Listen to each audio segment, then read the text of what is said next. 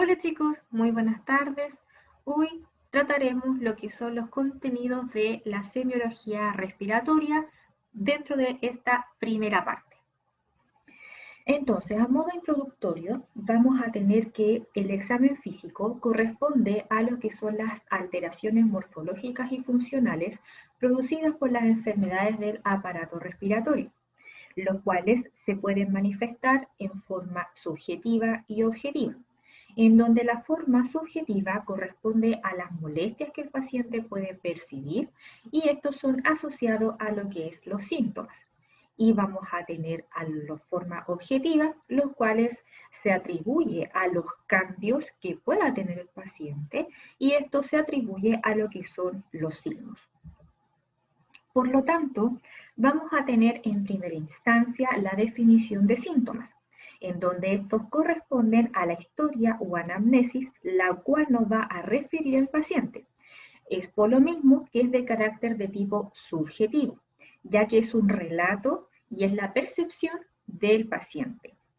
Al ser subjetivo, no se sabrá si realmente es correcto lo que menciona el paciente, es exagerado o está en disminutivo. ¿Ya?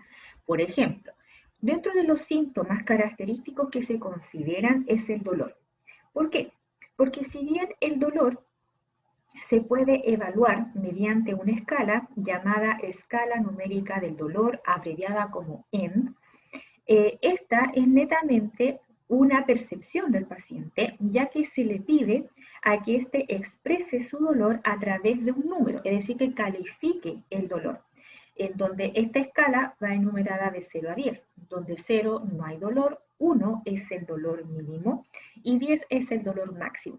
Por lo tanto, si bien se utiliza una escala, aún así es de forma subjetiva, ya que debemos basarnos plenamente en lo que nos dice el paciente. Podemos encontrar los que algunos exageran el dolor, pueden decir que es 10 y otros pueden decir que no es tanto y lo pueden minimizar. Y luego tenemos lo que son los signos que corresponden al examen físico y o exámenes auxiliares, como lo que es el hemograma, radiografías, TAC, etc. Este tipo de signos son de forma objetiva, ya que se pueden evaluar y son determinantes. Por ejemplo, la fiebre.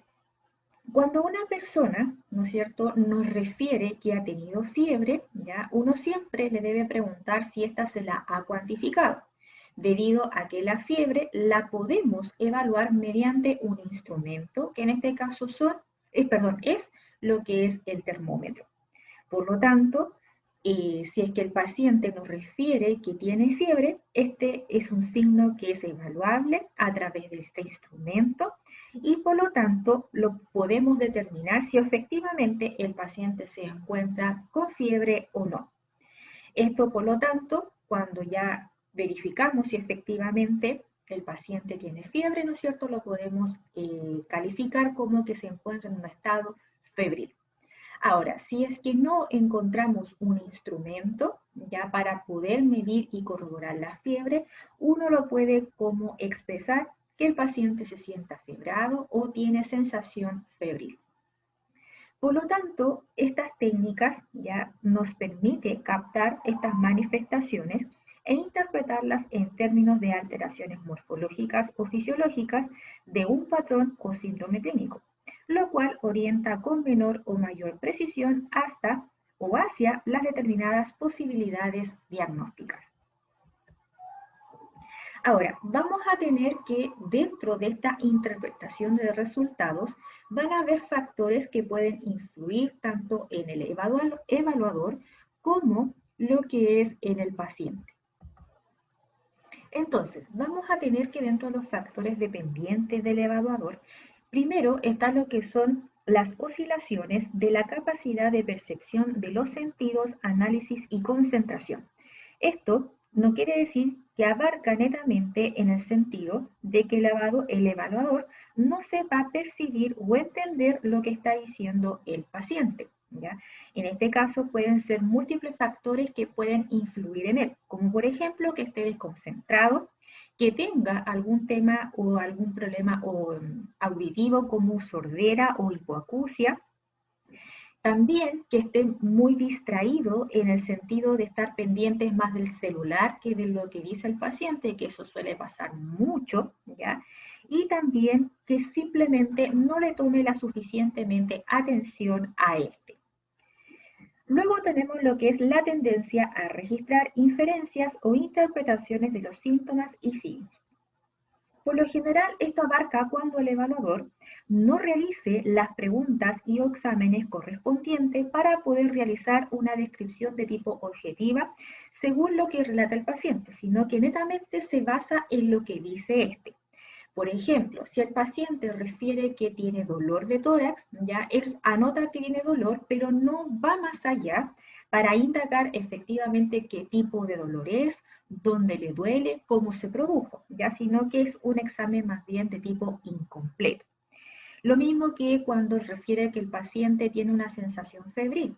Solamente anota que el paciente refiere que ha tenido fiebre, ya, pero no indaga más allá, si es que ésta la cuantificó, hace cuántos días, etcétera. Ya al final la entrevista se vuelve como algo incompleto.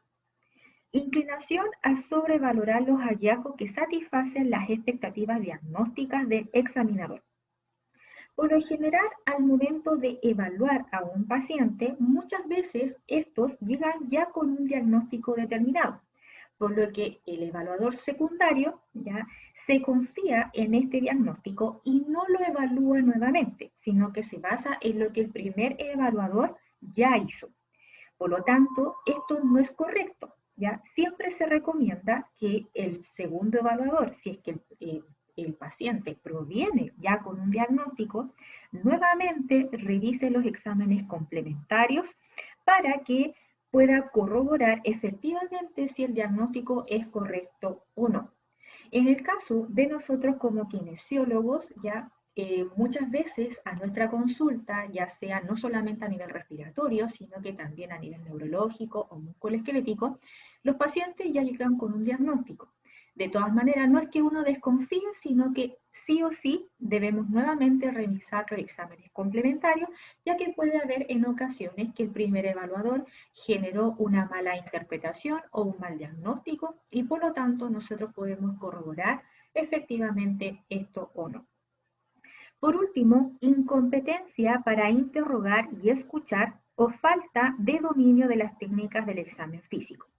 Este punto va ligado de una cierta manera por la letra B, ya cuando las entrevistas son incompletas, en donde el evaluador se basa en lo que solamente dice el paciente y no evalúa más allá, o también abarca a aquellos profesionales inexpertos, por ejemplo, principalmente a lo que son egresados recientemente y no tienen una práctica tan idónea o tan completa, por decirlo de una manera, en comparación a uno con experiencia.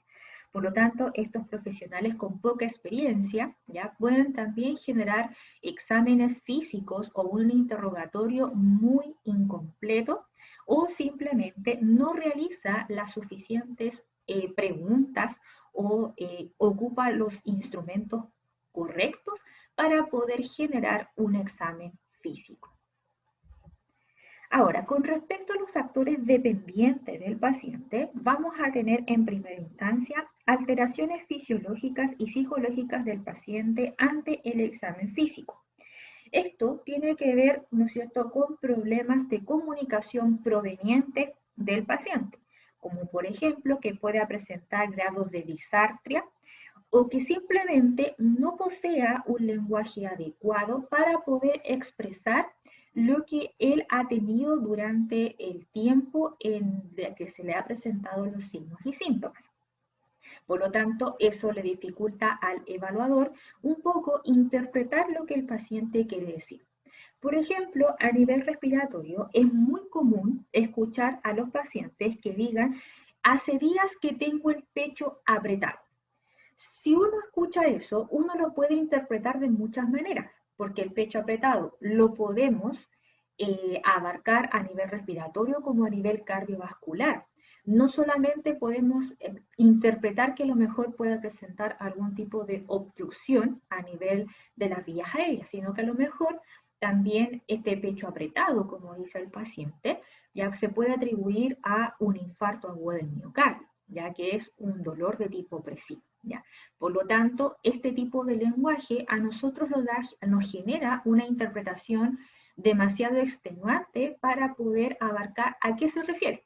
Es por eso que ahí es donde nuestra labor es generar un poco más de preguntas para poder indagar a qué se refiere el paciente con este término.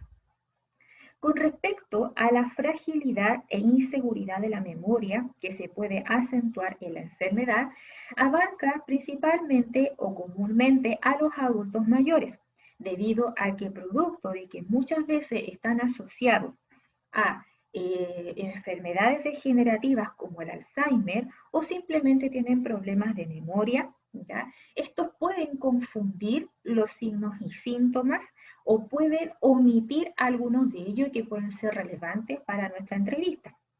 Por lo tanto, siempre se recomienda que los adultos mayores vayan acompañados con algún familiar directo o con alguien con el cual vive, que sepa un poco más, ¿no es cierto?, de la historia de esta persona. Ahora, esto no abarca directamente a los niños, sino que más que nada los niños producto, ¿no es cierto?, de su poca edad, muchas veces no pueden retener toda la información o no saben expresar lo que ellos verdaderamente han sentido dentro de los días y es por eso que la madre es la que, ¿no es cierto?, relata todo el acontecimiento. Enmascaramiento de síntomas y signos por medicamentos u otras enfermedades concomitantes. Esto es característico en aquellos pacientes que poseen patologías comórbidas y que muchas veces tienen medicamentos de base de tratamiento. Por ejemplo, aquellos pacientes que tienen enfermedades respiratorias es típico encontrarnos con que tienen inhaladores. Por lo tanto, cuando presentan algún tipo de cuadro infeccioso, estos inmediatamente se inhalan, por ejemplo, con salbutamol. Por lo tanto, al momento de ir a un servicio de urgencia, y uno realiza la auscultación, esta puede estar en forma normal, ya que el medicamento, el salbutamol, enmascaró quizás los ruidos que podría tener el paciente antes de haberse aplicado el inhalador. Ahora, con respecto a este mismo medicamento, muchas veces el salbutamol genera taquicardias en los pacientes. Por lo tanto, si llega al servicio de urgencia, y nosotros no sabemos que el paciente se generó, ¿no es cierto?, esta inhalación con este medicamento y presenta una alteración en la frecuencia cardíaca, lo podemos atribuir a otro tipo de enfermedad. Por lo tanto, la consecuencia de la ingesta de los medicamentos puede enmascarar o podemos generar otras hipótesis con respecto a lo que realmente el paciente está cursando. Por último, modificación de la información para agrandar o antagonizar al evaluador. Esto sucede netamente cuando los pacientes requieren de licencias médicas o simplemente porque quieren llamar la atención de sus familiares. Dentro del primer punto, es común encontrarlos en los profesionales, debido a que muchos necesitan un descanso, ¿no es cierto?, de su trabajo, de sus jornadas laborales.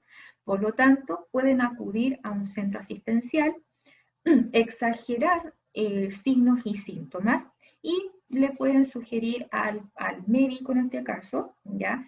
Que le pueda atribuir una licencia y por lo tanto esta se la puede dar, por ejemplo, por 7 días, por 3 días, qué sé yo, ¿ya? Y uno genera, ¿no es cierto?, este descanso de la pega, ya que eso suele pasar mucho con profesionales, no solamente del área de salud, sino cualquiera.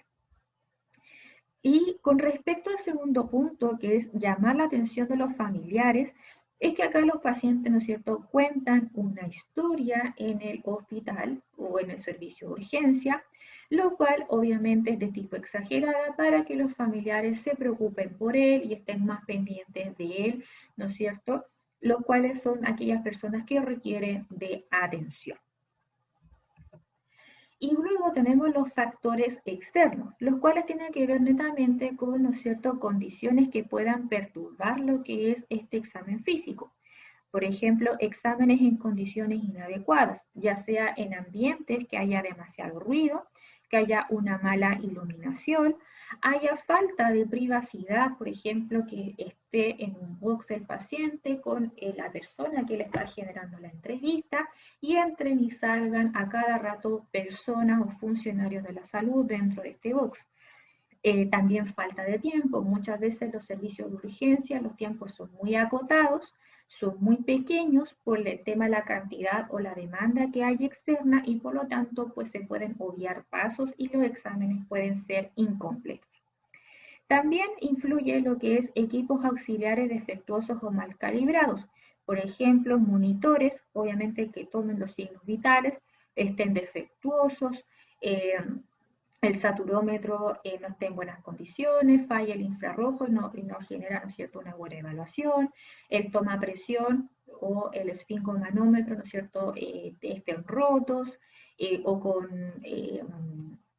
con salidas de aire, los termómetros no tengan pila, o el mercurio, ¿no es cierto?, que son los antiguos termómetros, que hoy en día se utilizan más los digitales, pero los mercurios, ¿no es cierto?, que estén con grumos puede pasar también, o que estén rotos, balanzas o tallímetros también descalibrados.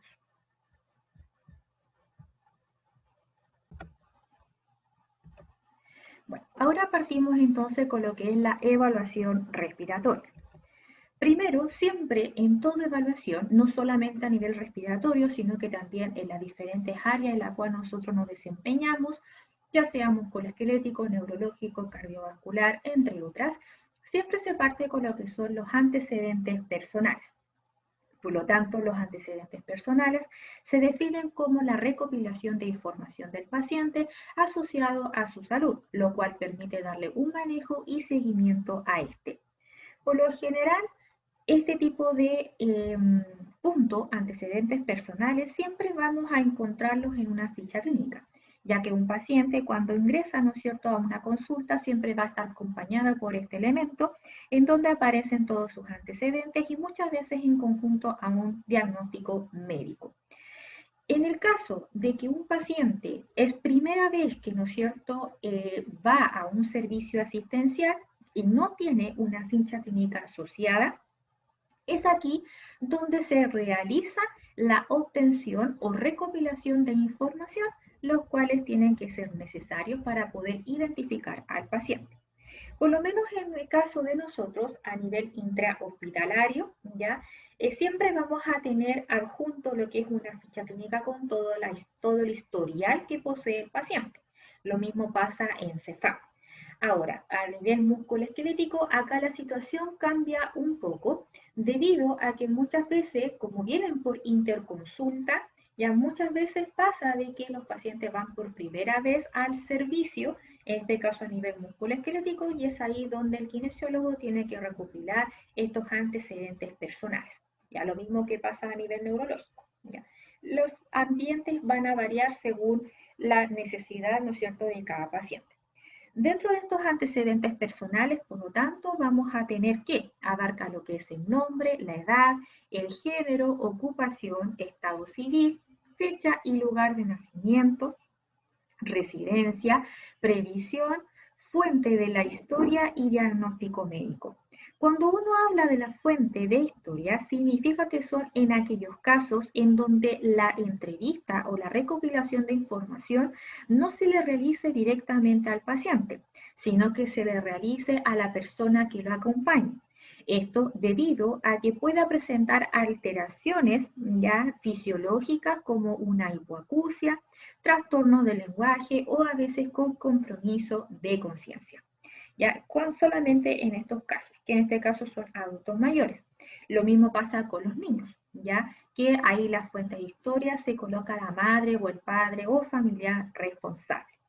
También es siempre primordial identificar la fecha en que se realizó este tipo de evaluación, ya sea con los antecedentes personales o la evaluación en la cual estamos, ¿no es cierto?, nosotros generando para poder abarcar lo que es la kinesiterapia. Destacar también que nosotros como kinesiólogos no tenemos la atribución de diagnosticar, sino que esto es netamente una función del médico. Por lo tanto, en el caso de que nos llegue un paciente a nuestra consulta, ya, ¿no es cierto?, con un diagnóstico, y nosotros al momento de realizar sus antecedentes personales, sus fichas clínicas, sus exámenes complementarios, podemos sospechar que el diagnóstico esté erróneo, podemos sugerirle al médico que pueda realizar una nueva evaluación, siempre y cuando tengamos las pruebas o exámenes suficientes y determinantes para poder corroborar esta sospecha. Si nosotros nos decimos, no, es que yo creo que eso no es válido, ¿ya? Usted tiene que siempre tener pruebas necesarias para poder generar o sugerir una nueva evaluación con respecto al médico tratante de la persona. Entonces, dentro de los datos personales, como a modo de ejemplo, vamos a abarcar un paciente.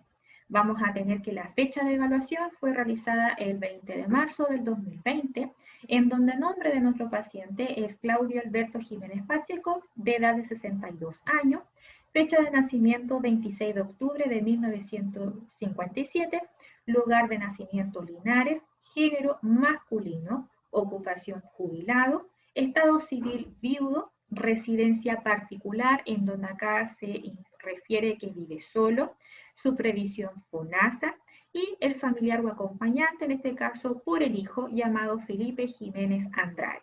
La previsión muchas veces es necesaria más que nada para el tema de los cobros, ¿ya? Es por eso que se debe preguntar el tipo de previsión que posee el paciente para generar las boletas, ¿no es cierto?, los bonos, todo ese sentido para los pagos. Vamos entonces con lo que es la anamnesis. Entonces, dentro de la anamnesis vamos a tener que esta se define como la información proporcionada por el propio paciente al profesional sanitario durante una entrevista clínica para analizar su situación y conformar una historia de esta. Dentro de esta anamnesis, esta se divide en dos, lo que es la anamnesis remota y lo que es la anamnesis próxima. Vamos a tener que la anamnesis remota es la historia médica a lo largo de la vida del paciente, es decir, que son todos aquellos datos antiguos que posee el paciente y que nos puede relatar. Y luego tenemos la anamnesis próxima, la cual es el motivo de consulta, principalmente, en donde acá abarca todos los datos actuales que posee el paciente. Partimos entonces con lo que es la anamnesis remota, la cual son todos aquellos antecedentes pasados de importancia clínica. Si bien, como ustedes pueden ver acá, es un poco extenuante, son importantes para saber, ¿no es cierto?, los datos y poder generar una apreciación de lo que pueda estar cursando el paciente. Dentro de los antecedentes mórbidos, involucra aquellas enfermedades crónicas o comorbilidades en donde estas, ¿no es cierto?, ya son diagnosticadas y muchas veces están en tratamiento. Es importante identificar las patologías, ¿ya?, y más importantes, ¿ya?, en el caso de que, por ejemplo, tengan muchas, porque podemos encontrarnos con pacientes que tienen un montón de enfermedades, podemos atribuir las más importantes y también considerar el año de hace cuánto tiene la patología diagnosticada. Dentro de los antecedentes mórbidos, también esto involucra aquellos antecedentes quirúrgicos y o traumatológicos con las mismas condiciones, en el sentido de hace cuánto tiempo las posee o hace cuánto tiempo fue operado. Luego tenemos los antecedentes del parto. Los antecedentes del parto solamente atribuye a lo que son los niños, ¿ya? Debido a que este tipo de preguntas se le realiza a la madre para más o menos saber qué tipo de nacimiento tuvo el paciente, ya sea cesárea, ya sea parto normal, fue prematuro, ya si tuvo asfixia durante el embarazo, perdón, durante el parto, fue derivado a incubadora, ya todos esos datos también son primordiales con respecto al tipo de nacimiento de los niños. En los adultos o adultos mayores no abarca, ya que estos mayores complicaciones no va a generar con respecto al historial de la persona. Luego tenemos los fármacos, los cuales son aquellos que utilizan como tratamiento para las comorbilidades en el sentido de los pacientes. Por lo tanto, este tipo de datos con respecto a los fármacos de base son lo que debemos entrevistar con respecto a la dosis y los horarios en los cuales se administra. El estado nutricional, en este sentido, no tiene que ver con el IMC, sino que en el caso de nosotros, ya que el IMC se atribuye más a lo que son los nutricionistas, ¿ya? Pero sí se puede entrevistar si el paciente ha tenido subida o bajada de pesos por las patologías crónicas, ¿ya? Ya que esto puede dar un signo de que puede estar descompensado. Hipertensión arterial y Alzheimer, los cuales son provenientes de la madre. Antecedentes del parto ninguno, debido a que estamos abarcando a un adulto, en este caso un adulto mayor. Medicamentos, salbutamol, 2 puff cada 6 horas y nifedipino, 10 miligramos una vez al día a la 1 de la tarde.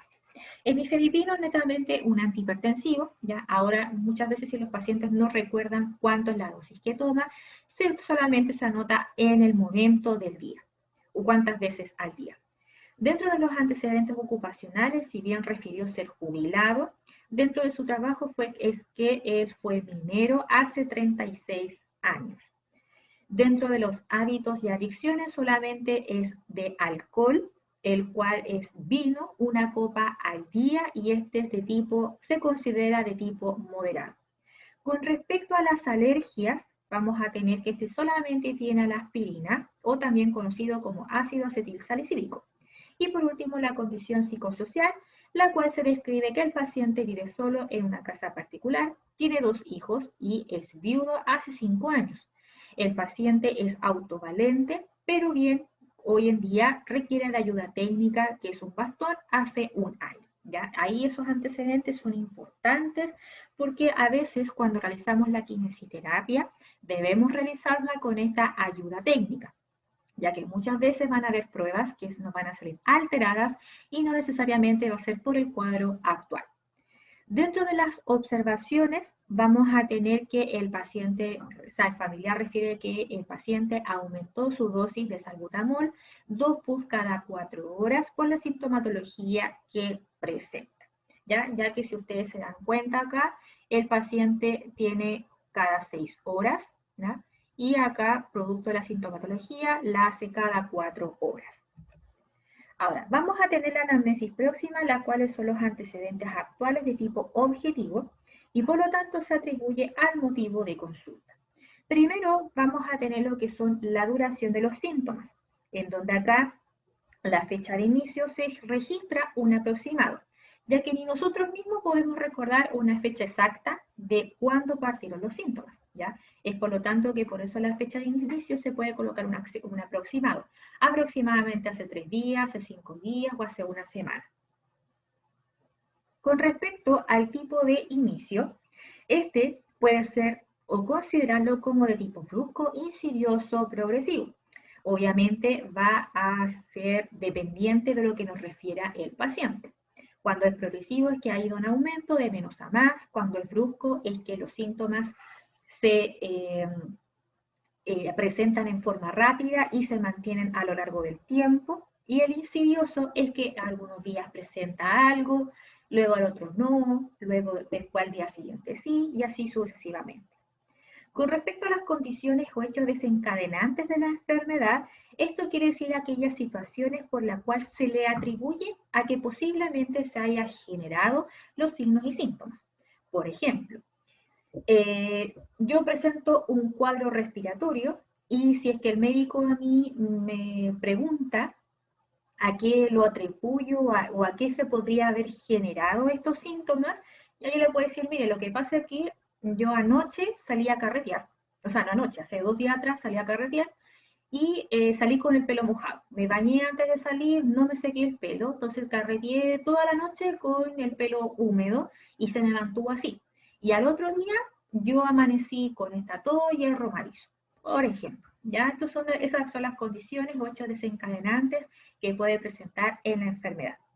El tratamiento efectuado tiene que ver con aquellos fármacos de ingesta que el paciente realiza al momento de que presenta los síntomas o signos.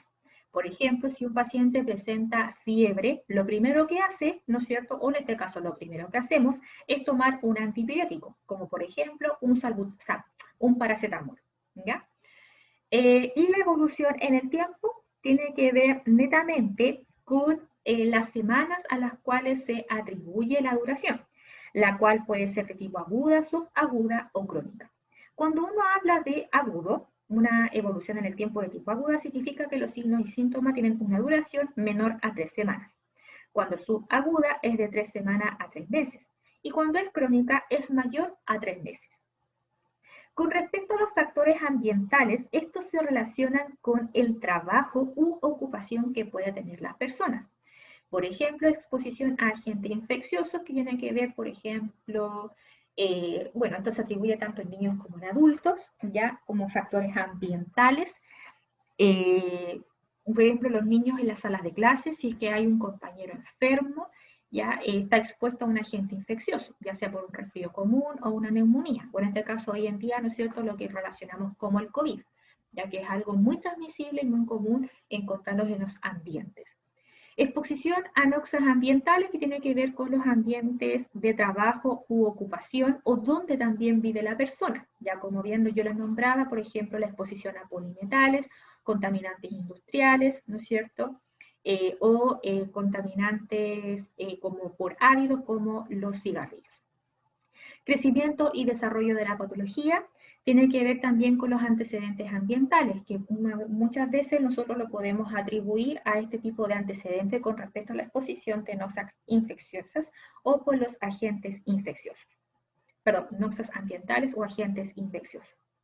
Por último, tenemos la gravedad de la patología, en donde en primera instancia vamos a tener el estado general, que es una impresión por el evaluador, ya sea de tipo observacional o referencial, el cual nosotros podemos atribuirlo a, por ejemplo, un estado general de tipo condiciones regulares, malas condiciones, buenas condiciones, dependiendo de lo que nos refiere, ¿no es cierto? O nosotros observamos en el caso de que no nos refiera nada. El estado nutricional o régimen también se atribuye mucho a los antecedentes mórbidos, los cuales tienen que ver si es que el paciente ha tenido subida o bajada de peso de forma involuntaria, ya que, por ejemplo, patologías como la tuberculosis pulmonar generan una pérdida de peso.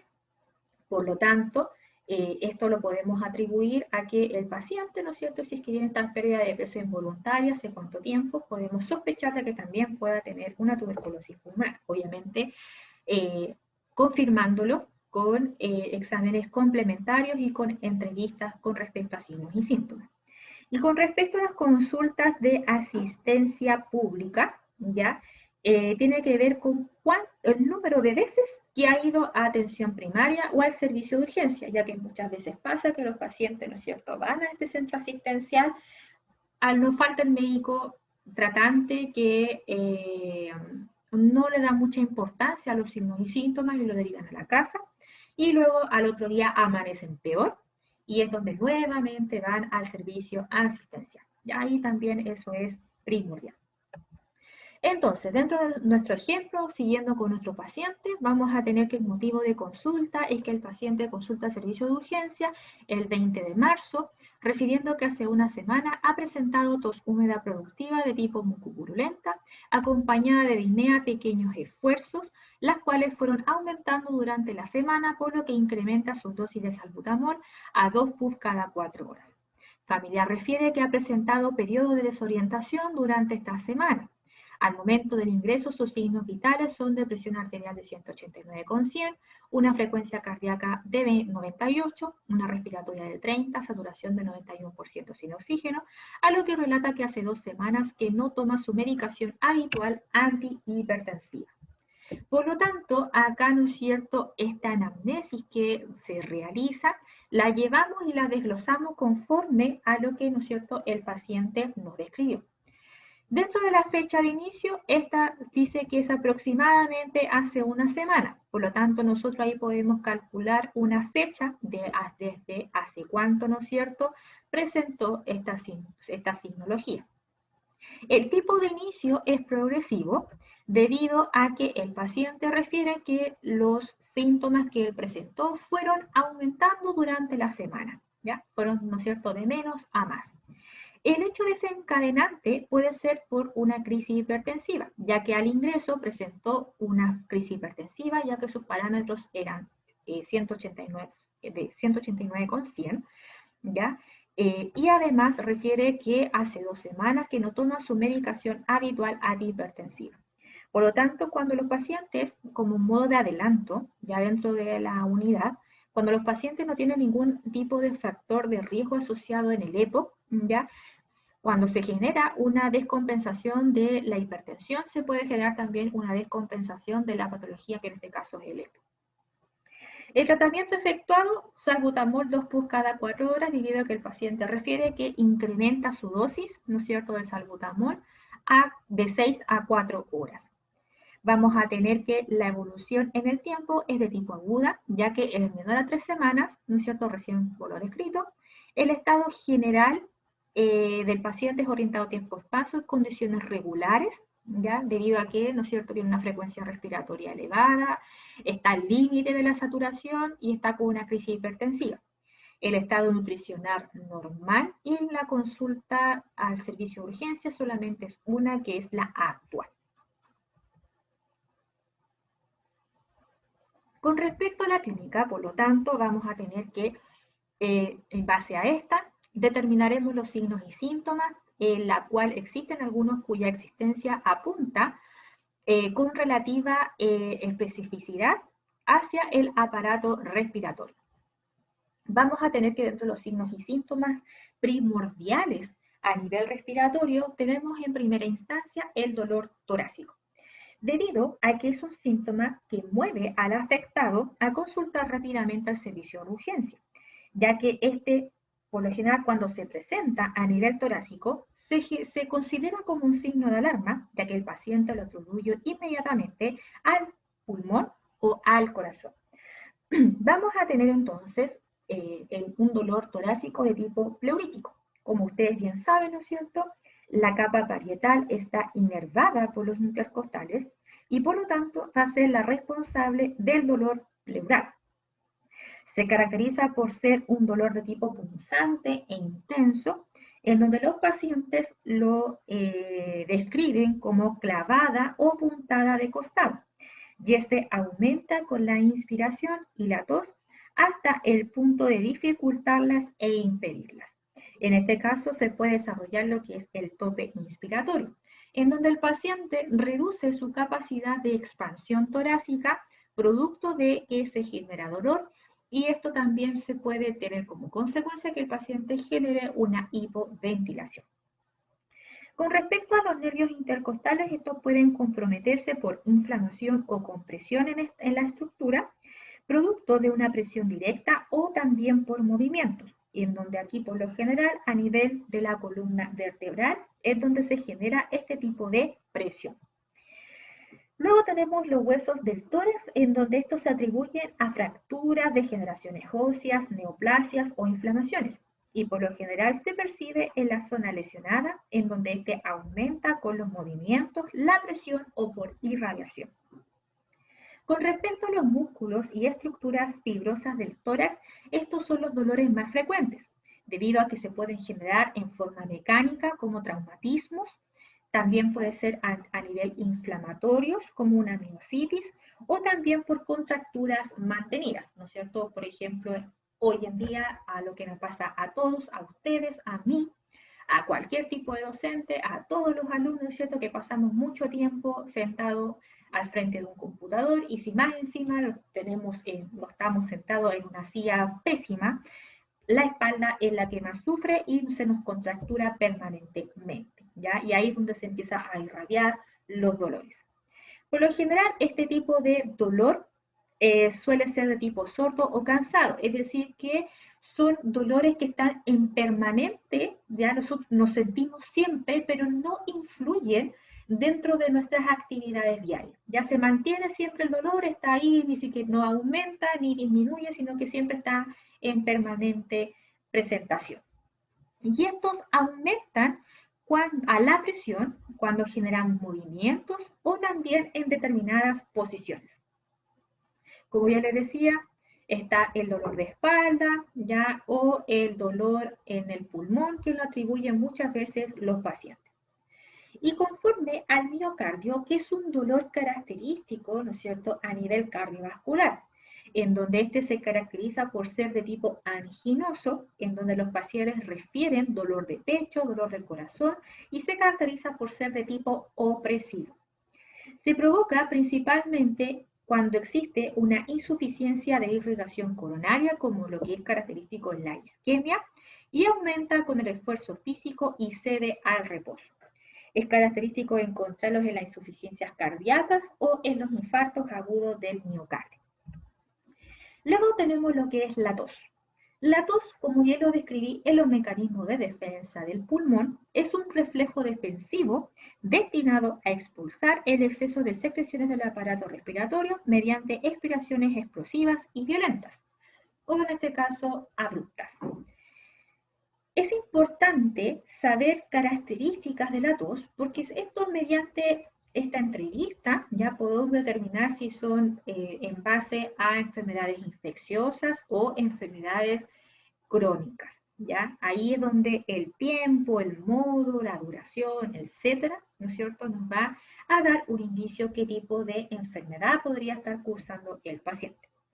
Si bien no siempre preguntamos todas estas características, ya que va a depender del centro asistencial, por ejemplo, los CEFAM, sí o sí se pregunta muchos datos, porque allá es donde se diagnostica, ¿no es cierto?, en comparación a nivel intrahospitalario, que cuando nosotros vamos a intervenir un paciente, el paciente ya está diagnosticado y nosotros tratamos la sintomatología para poder reducirla, por lo tanto ahí es donde obviamos algunos datos, ya que ya lo sabemos mediante la ficha clínica y solamente recabamos otros conforme a los datos actuales. En primera instancia vamos a tener el modo de comienzo. Acá, ¿no es cierto?, es importante preguntarle al paciente cómo se generó o cómo comenzó la tos, ya sea de tipo brusca, insidiosa o fue también contagiosa. La duración, más que nada aquí conviene precisar la duración de la tos, ya sea en días o en meses, y esta se puede dividir en aguda o crónica, en donde la tos aguda es cuando la duración es menor a 3 semanas, por lo tanto lo podemos atribuir a un resfrío común. Y la tos crónica es cuando esta tiene una duración de mayor a 3 semanas y podemos atribuirlos a un EPO, ya la cual tiene una duración de 30 días. Con respecto a los signos y síntomas asociados, tiene que ver que si bien el paciente presenta dolor, si es que a lo mejor presenta algún otro tipo de asociación conforme hacía que ha presentado fiebre, dolor torácico o disnea. Ya también preguntarle si, además de la fiebre, presenta algún otro signo y síntomas. La intensidad es primordial, pregúntala también, ya sea si esta tiene un predominio diurno, nocturno o es durante todo el día. Los factores desencadenantes tienen que ver que si la tos se genera, ¿no es cierto?, por ejemplo, a cambios de temperatura, después de esfuerzo, cuando generamos determinadas posiciones, a la risa, si es de origen alérgico, durante las comidas, etc. Ya que eso también nos hace descartar o atribuir a otro tipo de enfermedades. Con respecto a la tonalidad y el timbre, esta más que nada la evaluamos en forma auditiva. Ya no la entrevistamos. Dentro de esta subclasificación está la tos de perro, coloquialmente conocida, o también la tos ronca, ¿ya?, la cual se puede atribuir a laringitis o cuando el paciente presenta secreciones en la vía aérea. Y la tos bitonal es cuando los pacientes se genera cuando los pacientes pueden presentar una parálisis en las cuerdas vocales. A modo de ejemplo, vamos a tener este primer tono, que es lo que es la tos de perro o ronca, para que ustedes tengan conocimiento en cómo se escucha dentro de un examen conforme a nivel respiratorio.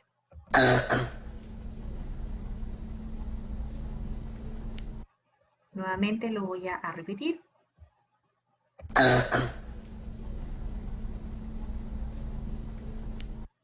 Y luego tenemos lo que es la tos bitonal.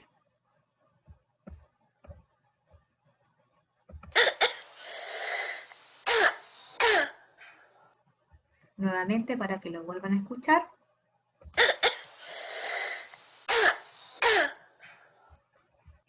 Por último, la producción y eliminación de secreciones. Si bien en forma normal, y como lo mencioné, los mecanismos de defensa del pulmón, nosotros diariamente producimos secreciones bronquiales aproximadamente entre 50 a 100 ml en condiciones normales y la eliminamos de distintas maneras. La gran mayoría de las veces las deglutimos, ¿ya? Y no nos damos cuenta.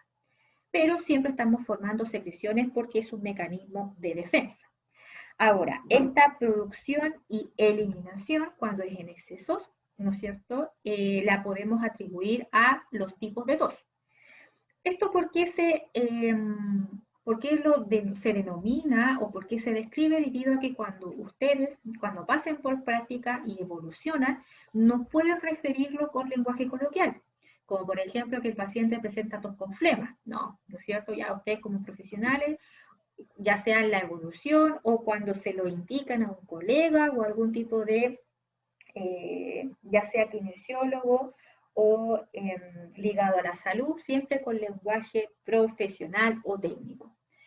Por lo tanto, la tos la podemos dividir en tos seca y tos húmeda, en donde la tos seca es cuando el paciente presenta, ¿no es cierto?, signos de tos, pero no hay secreciones presentes en la vía aérea ni ruidos que indican que exista esta, ¿ya? Y la tos húmeda es cuando hay presencia de tos y hay presencia o está acompañada de secreciones. Esta tos húmeda se subclasifica en productiva y no productiva, en donde la productiva significa que el paciente presenta tos, tiene secreciones presentes en la vía aérea, obviamente asociado a ruidos, pero estas son eliminadas hacia el exterior a través de la boca. La no productiva significa que el paciente presenta tos, también tiene secreciones, pero estas se encuentran retenidas en la vía aérea o en algunos casos pueden también ser deglutidas y no son eliminadas hacia el exterior a través de la boca.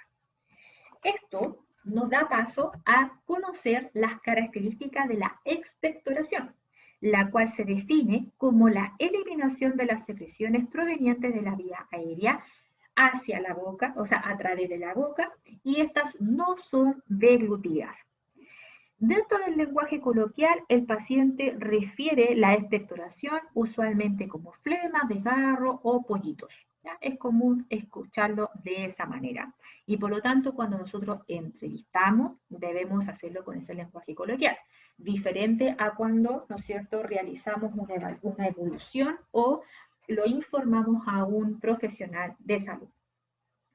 Entonces, dentro de las características de la expectoración, es importante observar lo que es la composición.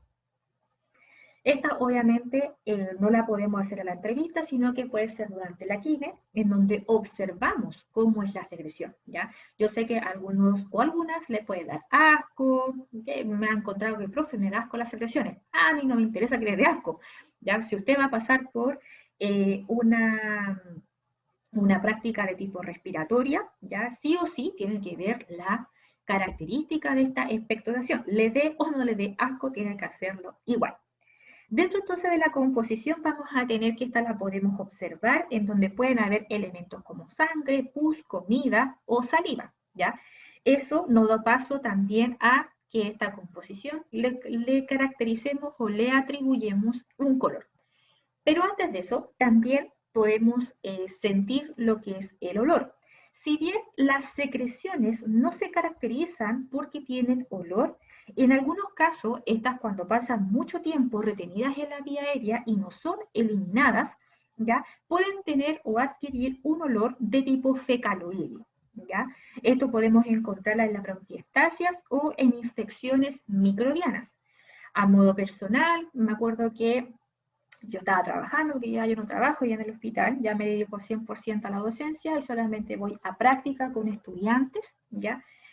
A nivel respiratorio. Me tocó en el hospital aspirar a un paciente debido a que, producto de que tenía una incisión, una traqueotomía, ya la traqueotomía siempre estuvo mal aseada.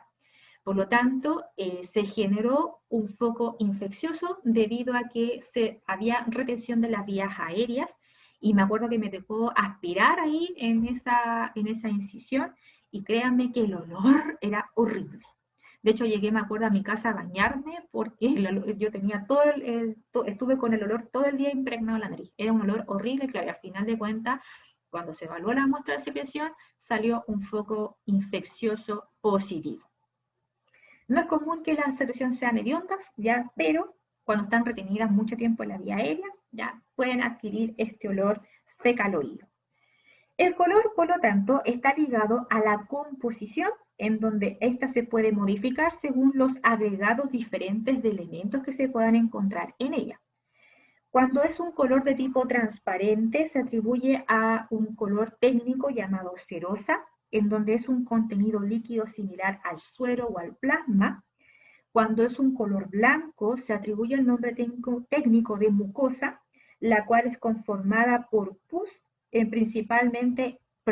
conformada por mucus, principalmente en procesos inflamatorios virales o en periodos iniciales de la inflamación. Cuando es de color amarilla, esta puede ser de tipo mucopurulenta, nombre técnico, y es cuando las afecciones bacterianas se produce una acumulación y destrucción de los leucocitos y también se hace presente en el periodo final de inflamación.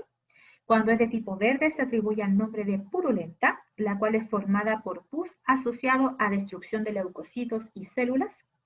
La roja se atribuye al nombre de hemóptisis y se caracteriza porque hay una destrucción de los glóbulos rojos por un foco de hepatización roja, que en este caso es la sangre. Luego tenemos la rosada, denominada como hemoptoica, la cual es una combinación de secreción con sangre. Es decir, que el nombre técnico puede ser a nivel mucoso o mucopurulento asociado a una hemóptisis. Luego tenemos la café, llamada errumbrosa, la cual se atribuye o se caracteriza por pus retenido por cierta cantidad en el tiempo, ¿ya? Y también cuando nos encontramos una hemóptisis, ¿ya? Pero la sangre se coagula, se retiene mucho tiempo en la vía aérea y al momento de expectorar sale de tipo café. Están las rizoplomas que no tienen un nombre técnico asociado, pero se atribuye a la pasta base. Y tenemos la negra, la cual se atribuye al tabaco o a la nicotina retenida en la vía aérea. Con respecto a la cantidad, lo ideal es medir la expectoración en un vaso graduado o también a la observación, ya que los pacientes utilizan calificativos como mucha, poca o más o menos, y por lo tanto ese tipo de referencias son absolutamente insuficientes para poder medir la cantidad ya que puedas estar expectorando. Con respecto a la viscosidad, consistencia y adhesividad, esto quiere decir que si son espesas o líquidas. Estas van a depender del contenido de agua, mucos o proteínas, ya que condicionan el grado de facilidad o dificultad con que estas puedan pasar por la vía aérea y serán eliminadas, ¿no es cierto?, las secreciones hacia el exterior. Cuando son espesas, estas por lo general se adhieren mucho a las vías aéreas y son muy difíciles de eliminar, y cuando son líquidas pasa todo lo contrario. Con respecto a los elementos macroscópicos asociados, estos son elementos que se pueden observar frecuentemente, pero que son valiosos y solamente es a nivel microscópico. Por ejemplo, la presencia de cuerpos extraños como trozos de alimentos o medicamentos nos pueden indicar que hay trastornos de deglución, o si existen moldes bronquiales de músculos o proteínas. Estos por lo general se pueden asociar a las crisis asmáticas. Ahora, existen respiraciones ruidosas, las cuales son aquellos sonidos que se escuchan a distancia sin que se requiera fonendoscopio. Primero tenemos el ronquido, que es un ruido de baja tonalidad y similar a un ronquido, el cual es producido por la disminución del tamaño normal de las vías aéreas, y esto es presencia de las secreciones en esta. Son audibles a distancia, lo podemos escuchar en ambos ciclos respiratorios y a menudo desaparecen con la tos, es decir, que se modifican. Cuando presentamos este ruido, el paciente tose ya, y pueden desaparecer hasta llegar a un instante que nuevamente aparece por la retención de secreciones en la vía aérea. Luego tenemos el estridor, que es un ruido de alta tonalidad, es de tipo agudo, y es producido por el paso del flujo turbulento a través de un segmento estrecho de las vías aéreas superiores. Es común escucharlas en la fase inspiratoria, pero con menor frecuencia en la fase expiratoria. Y luego tenemos el quejido, que es un ruido de alta tonalidad asociado a un silbido corto y que afecta a las vías aéreas más distales y la podemos escuchar en lo que es la fase expiratoria. Y el quejido es común escucharlos en lo que son los pacientes pediátricos. Ya es muy poco común encontrarlos en los adultos. Ahora, a modo de ejemplo, vamos a tener en primera instancia lo que es el ronquido.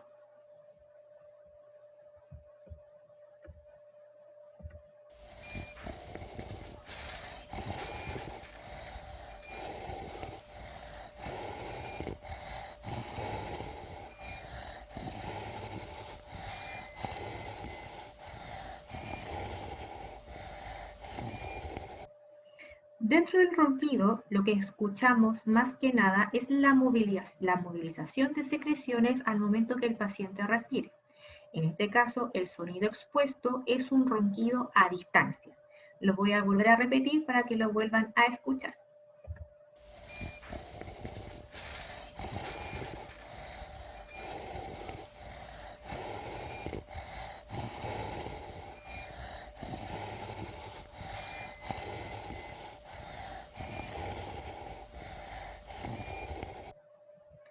Ahora tenemos lo que es el estridor.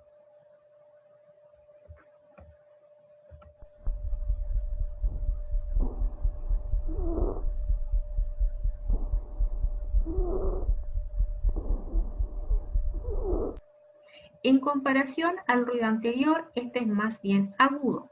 Algunos lo atribuyen a un modo de ejemplo cotidiano a cuando uno sube el cierre de una chaqueta, ¿ya? Principalmente, ¿no es cierto?, se escucha más agudo que el ruido anterior. Lo voy a volver a repetir para que lo vuelvan a escuchar.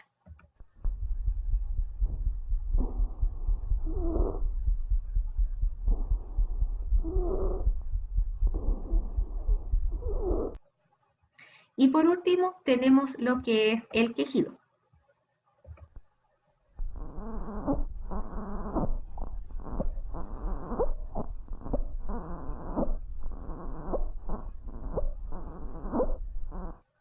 El ruido de ejemplo expuesto es mediante un bebé. No es normal que un bebé al momento de respirar se queje. Es por eso que este ruido tiene atribuido este nombre, ya que tal cual al momento de respirar se queja y emite este ruido. Lo voy a volver a repetir para que ustedes lo vuelvan a escuchar.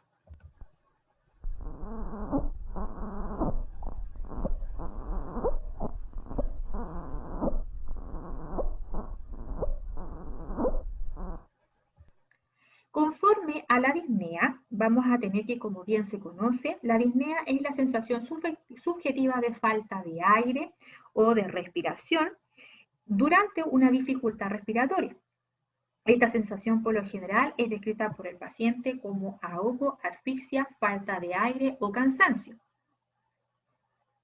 La disnea la podemos determinar mediante la entrevista, en donde podemos preguntar en qué momento la pueden sentir, y esta puede ser al reposo, al esfuerzo o también a algún tipo de intolerancia a alguna posición, que en este caso se relaciona con la ortopnea, que es cuando los pacientes, ¿no es cierto?, no toleran la posición de 180 grados, que es la posición de cúbito supino. ¿Qué causas me puede generar la disnea? Aumento de la demanda ventilatoria, disminución de la capacidad del efector torácico-pulmonar y disminución del umbral de percepción. Conforme a la gravedad, esta la podemos evaluar mediante dos escalas. Primero tenemos la escala de Borg, la cual es una escala de tipo rápida que va numerada de 0 a 10, en donde le calificamos al paciente que le coloque un número según lo que él te perciba, y es más que nada como una forma de controlar durante la kinesiterapia. Y luego está la escala de la disnea de la ATS, que esta se utiliza más que nada para controlar a aquellos pacientes que realizan, por ejemplo, actividades físicas y que tengan asociadas a enfermedades crónicas, para verificar si ésta avanza o se mantiene dentro de su calidad. El examen físico general, por lo tanto, va a ser la exploración que se practica a toda persona con el fin de reconocer algunos signos de relevancia básica, pero que no es de forma exclusiva, en enfermedades del aparato respiratorio a través de los sentidos, ya sea observación, audición, visión, etc. Y también con la utilización de instrumentos, como fonendoscopio, ¿no es cierto?, termómetro, un tensiómetro, etc. Dentro del examen físico general vamos a tener que evaluar primero las posturas y actitudes. Estas se pueden encontrar alteradas, ya sea por mecanismos responsables de síntomas causales o por mecanismos compensatorios. Por ejemplo, si el paciente presenta una dificultad respiratoria o un dolor torácico, esto nos va a llevar a que el paciente pueda generar cambios de postura. Por ejemplo, que adquiera la posición de cochero, que es muy similar a la que se muestra acá, ¿ya? O adopte otro tipo de postura o actitud producto de que necesita respirar de mejor manera. Con respecto a la evaluación de piel y faneiros, es más que nada para verificar la coloración de la piel y las uñas, ya que esta podemos percibir que pueden cambiar producto de falta de oxigenación, se puede presentar lo que es la cianosis, podemos encontrar temperaturas elevadas en el cuerpo, ya que nos pueden dar indicios de que el paciente pueda, ¿no es cierto?, estar cursando con inflamación o con fiebre. También hay presencia de escaras o algún tipo de otras alteraciones cutáneas. Con respecto a las deformidades, es primordial observar la forma y simetría del tórax. Una vez que observamos la forma y simetría, podemos localizar las deformidades como tórax en tónel, un pectum excavatum, carinatum, un tórax raquítico o también la presencia de tumores. Luego tenemos lo que es la temperatura, en donde esta, ¿no es cierto?, a través de la piel a la palpación, podemos verificar que el paciente pueda estar cursando con un cuadro de fiebre. Por lo tanto, si hay sospecha de fiebre, tenemos que evaluarla mediante un termómetro. Si esta sobrepasa los rangos normales, está contraindicada la KTR debido a que podemos generar riesgo de convulsiones, aumentar el consumo de oxígeno, aumentar la frecuencia cardíaca o provocar cuadros de deshidratación. Cuando la temperatura sobrepasa, ¿no es cierto?, los 37,5 grados Celsius en adultos o en lactante y en niños, ya como bien le decía, mayor o igual a 38, están contraindicadas de realizar kinesiterapia. También cuando existe fiebre nos indica un foco de infección, especialmente cuando no están asociadas a enfermedades respiratorias, como por ejemplo un accidente cerebrovascular. Es común encontrarlos en niños y en adultos jóvenes la fiebre, no así en ancianos, debido a la disminución de la termorregulación, producto del deterioro sensorial y una disminución del metabolismo basal. Con respecto a la frecuencia y ritmo respiratorio, vamos a tener que estas se clasifican según su aumento o disminución. La eumea se clasifica como la frecuencia respiratoria normal según los rangos etarios pertinentes, que eso lo voy a ver a continuación. La bradisnea es la frecuencia respiratoria disminuida por debajo de los valores normales. La taquipnea es la elevación de la frecuencia respiratoria por sobre los valores normales, obviamente según rango etario. La polipnea es el aumento de la frecuencia respiratoria y la profundidad es de baja intensidad, en donde aquí la respiración, si bien es un aumento, ya la forma en cómo se expande y se vuelve y se retrae el tórax son de forma lenta. La hiperpnea también es un aumento de la frecuencia respiratoria, pero su profundidad son más bien rápidas, por lo tanto, el movimiento del tórax se hace rápido y superficial. Y la apnea es la ausencia de los movimientos respiratorios mayor o igual a 10 segundos. Acá hago el alcance de la pausa respiratoria, ya que también es una ausencia de los movimientos respiratorios, pero es menor a 10 segundos. Con respecto a la frecuencia respiratoria, como ustedes bien saben, ¿no es cierto?, es el número de respiraciones que se realizan en un minuto, en donde acá esta puede variar según el ejercicio físico, patologías o el rango etario. Dentro del adulto vamos a tener que bibliografías lo definen como de 10 a 16 o de 12 a 20. pero por lo general se atribuye a 12 a 20. En niños de 25 y recién nacidos de 40. Destacar que normalmente la expiración es más prolongada que la inspiración. Ahora, vamos a tener el ritmo respiratorio, que es la regularidad del ciclo respiratorio, en donde vamos a tener que existen múltiples formas y factores inespecíficos que irregularizan este ritmo respiratorio. En primera instancia, vamos a tener la respiración de Cheyne-Stokes, la cual se atribuye a lesiones cerebrales difusas, insuficiencia cardíaca y respiratoria. Se caracteriza por la alternancia, ¿ya?, de lo que es los periodos de apnea. Ya vamos a tener periodos de apnea en inicio, las cuales duran entre 10 a 30 segundos, para luego tener periodos de aumento de la ventilación, los cuales son en forma progresiva, las cuales aquí la frecuencia respiratoria y la amplitud también aumentan y va a llegar hasta un punto máximo para luego decrecer, ¿ya?, y llegar nuevamente al periodo de apnea, como aparece acá en el diagrama, para nuevamente cumplir el ciclo, aumentar su ventilación, llegar a un punto máximo, decrecer y repetir el periodo de apnea. Acá, a modo de ejemplo, ya si se dan cuenta, voy a bajarle un poco eso, ya, tenemos la respiración del paciente que, si se fijan, ¿no es cierto?, empieza a aumentar su frecuencia respiratoria y amplitud, y luego esta llega a un punto máximo, decrece, y luego se genera el periodo de apnea, donde se ausentan los movimientos respiratorios, nuevamente se genera otra vez el mismo ciclo, ¿ya?, y así repetidamente, que sería la respiración de Cheyne-Stokes.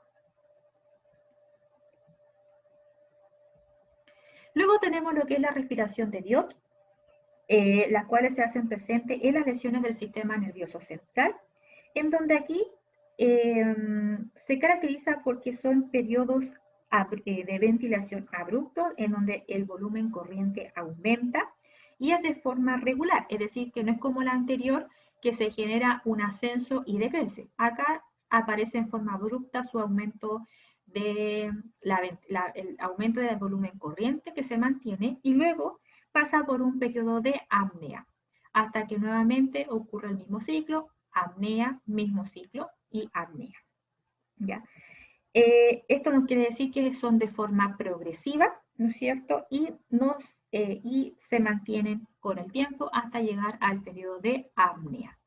Un ejemplo de esto va a ser, ya, acá, esta imagen, entonces, si se dan cuenta, ¿no es cierto?, aumenta el volumen corriente, ¿ya?, o sea, genera un aumento de la ventilación, y llega un instante que se genera nuevamente el periodo de apnea, ¿ya?, y así repetidas veces.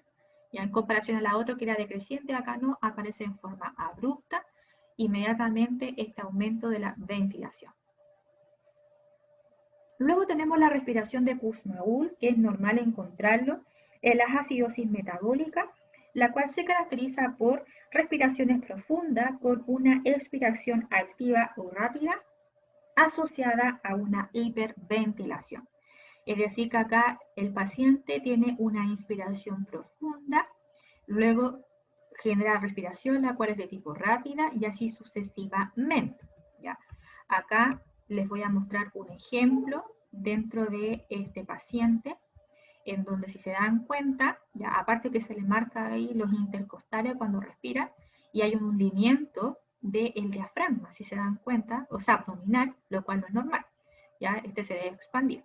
Por lo tanto, esta respiración de Kussmaul, ¿no es cierto?, vamos a tener que son respiraciones profundas con expiraciones rápidas. Si se fijan, ¿no es cierto?, se genera la expansión torácica máxima del tórax, y la expiración es rápida, que de hecho ni siquiera llega a eliminar el aire en forma normal.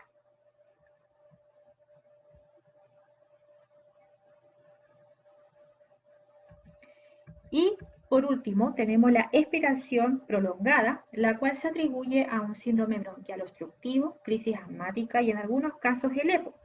Como dice la palabra, es una expiración que se prolonga más de lo normal debido a una obstrucción de las vías aéreas, bronquios pequeños y grandes principalmente, o por un exceso de aire a nivel torácico, en este caso como la hiperinsuflación. El sonido que ahora les voy a dar de ejemplo con respecto a la expiración prolongada, si bien se siente la expiración como tal, cuando se prolonga más del sonido normal, en este caso va a estar atribuido a una sibilancia. Por lo general, la expiración prolongada siempre se acompaña de una sibilancia propiamente tal. Le voy a hacer escuchar el sonido para que ustedes lo tengan de referencia al momento de generen una auscultación y escuchen este ruido.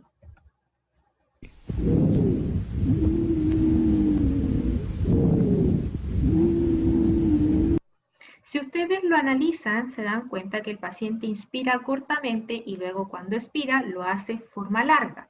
Y cuando expira y alarga la expiración se acompaña de la sibilancia. Nuevamente le voy a hacer escuchar para que lo tengan en conocimiento y lo analicen.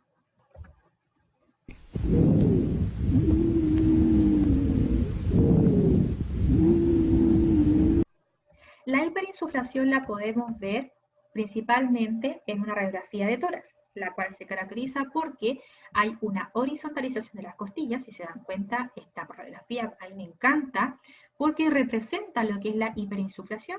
Se puede observar, pero nítidamente, la horizontalización de las costillas, el aumento de los espacios intercostales, ¿ya? También hay un aumento del diámetro anteroposterior que es característico del tórax en tone, ¿ya? Si bien no tengo una vista sagital, pero se puede observar, ¿no es cierto?, que hay un aumento del tamaño del tórax, y además también se caracteriza porque hay un aplanamiento del diafragma, que si bien acá lamentablemente no se puede observar, las cúpulas diafragmáticas, ¿no es cierto?, desaparecen, y el corazón se encuentra verticalizado. Ahora, vamos a tener también que hay que considerar el tipo de respiración, la cual en forma normal lo correcto es que haya una expansión torácica y abdominal a la inspiración y éstas se retraigan a la expiración. Cuando existe una respiración de tipo paradójica, significa que esta se manifiesta principalmente en la insuficiencia respiratoria, donde existe una fatiga muscular y hay una incapacidad de contracción del diafragma.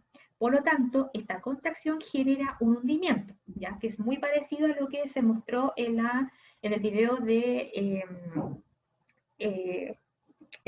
la respiración de Kussmaul, la cual yo les decía que, ¿no es cierto?, al momento de generar la respiración había un hundimiento diafragmático, o en este caso del abdomen. Ya, eso es muy parecido a lo que se genera en esta respiración paradójica. Y la alternante es cuando se generan periodos alternados de una respiración abdominal y costal superior. Es decir, que esta se presenta cuando existe una fatiga diafragmática o cuando existen cuadros de anorexia o desnutrición. ¿Ya? En este caso podemos encontrar que en algunas ocasiones va a haber una respiración, un hundimiento abdominal, y en otras va a haber una expansión torácica. Y estas se van a ir alternando, no va a ser algo que se manifiesta de la misma manera. Con respecto al modo de respiración, vamos a tener que esta existe de forma torácica, abdominal y mixta, en donde aquí la torácica ya predomina en mujeres debido a que, y me incluyo, tendemos a esconder la guatita, a hundirla, ¿no es cierto?, para que no se vea. Por lo tanto, como mantenemos una constante contracción abdominal, esta hace que nuestra respiración sea más torácica en vez de generar una expansión correcta abdominal. En comparación con la abdominal, que es la más ideal cuando realizamos una inspiración, predomina en hombres debido a que pasa todo lo contrario. El hombre no esconde su guatita, él la muestra, ¿no es cierto?, no le da vergüenza en comparación a nosotras, por lo tanto sería como la más idónea al momento de respirar. Y está la mixta, la cual, ¿no es cierto?, es una expansión torácica y abdominal a la inspiración y la retracción de ambas a la expiración. Conforme a la frecuencia cardíaca es fundamental también evaluarla debido a que cuando esta aumenta se detecta un mayor esfuerzo respiratorio y por lo general cuando hay una frecuencia respiratoria alta también hay una frecuencia cardíaca alta.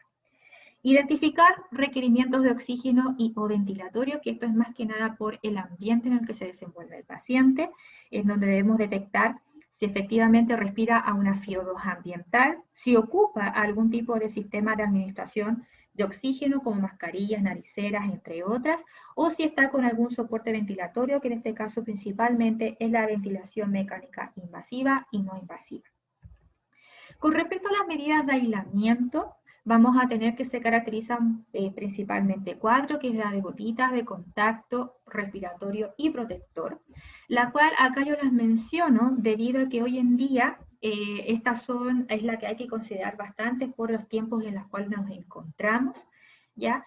Y más que nada, estas nos van a ser determinantes al momento de nosotros, ¿no es cierto?, protegernos y abarcar a los pacientes. Luego tenemos la vía de infusión intravenosa, la cual se caracteriza porque debemos, ¿no es cierto?, identificar si es que el paciente tiene una vía venosa periférica, un catéter venoso central o presenta fístulas, ya que estos son pacientes con hemodiálisis y más que nada para tener la precaución al momento de abarcar a un paciente kinésicamente.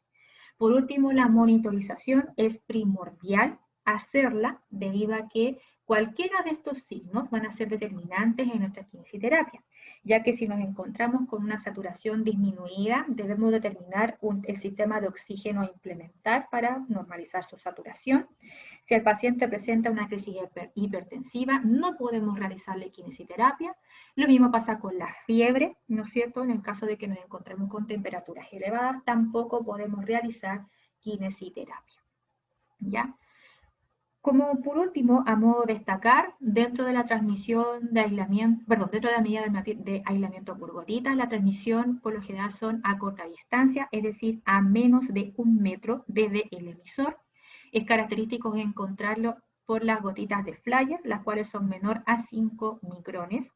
La de contacto es una transmisión de enfermedades por contacto directo, la cual se caracteriza porque podemos encontrarnos con pacientes que tengan herpes, varicela, sarna o periculosis.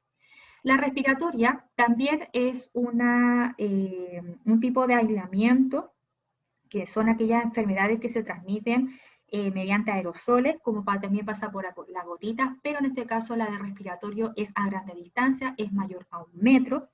Es la que encontramos en este tipo de aislamientos, están presentes las tuberculosis y hoy en día el COVID, ya que se pueden transmitir a grandes distancias. Y luego tenemos el protector, que es un tipo de aislamiento en donde abarca a aquellos pacientes inmunodeprimidos, como por ejemplo aquellos pacientes que son portadores de VIH. Y acá nosotros nos vestimos para proteger al paciente, en comparación a las otras 3 que nos protegemos hacia nosotros. En este caso, el protector es vestirnos para proteger al paciente, para que éste no adquiera o no sean infectados por algún tipo de focos que podemos encontrar, ¿no es cierto?, a nivel intrahospitalario y puedan perjudicar más su instancia.